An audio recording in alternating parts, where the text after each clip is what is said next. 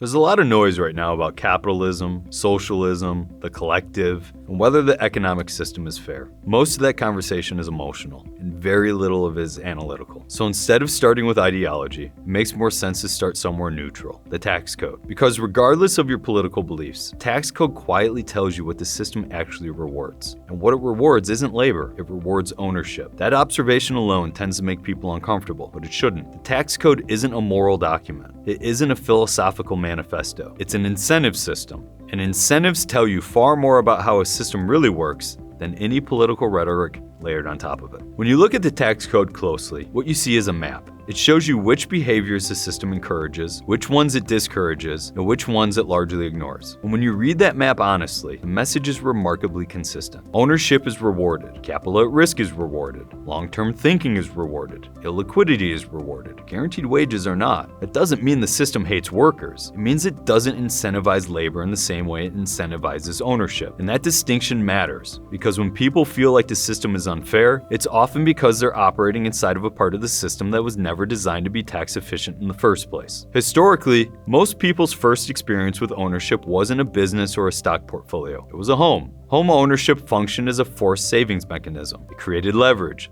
It built equity. It gave people a psychological stake in the system that they were participating in. Over time, that on-ramp has eroded. Home ownership is delayed. Housing has become financialized. Rent replaces equity. Consumption replaces compound. And when people don't own anything, or don't believe they ever will, their relationship with the system changes. It becomes abstract, then adversarial, then ideological. It's hard to believe in a system you don't meaningfully participate in. This is a point where the conversation usually turns political, but it doesn't have to. When ownership feels inaccessible, collective solutions feel safer. Not because people are lazy or entitled, but because they're rational. If you don't own capital, you're exposed to it.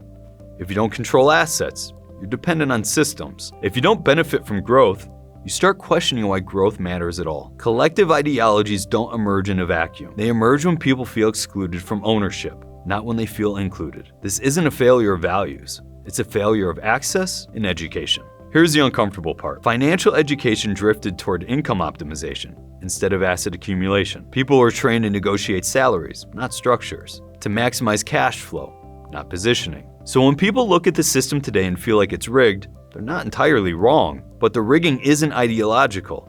It's structural and largely invisible to anyone who has never taught how the system actually allocates incentives. Ownership doesn't care how you vote. The tax code doesn't ask your political affiliation. It asks what role you play. Are you contributing capital? Are you taking risk? Are you committing for the long term? If the answer is yes, the system rewards you. If the answer is no, it doesn't. It's not a judgment, it's a design choice. And once you understand that, the conversation shifts away from outrage and ideology and toward positioning. The most productive question isn't whether the system should change, it's whether you understand how it actually works. Because the tax code already picked a side, not politically, but structurally. And once people understand that ownership is a lever, not income, the conversation stops being about resentment and starts being about participation.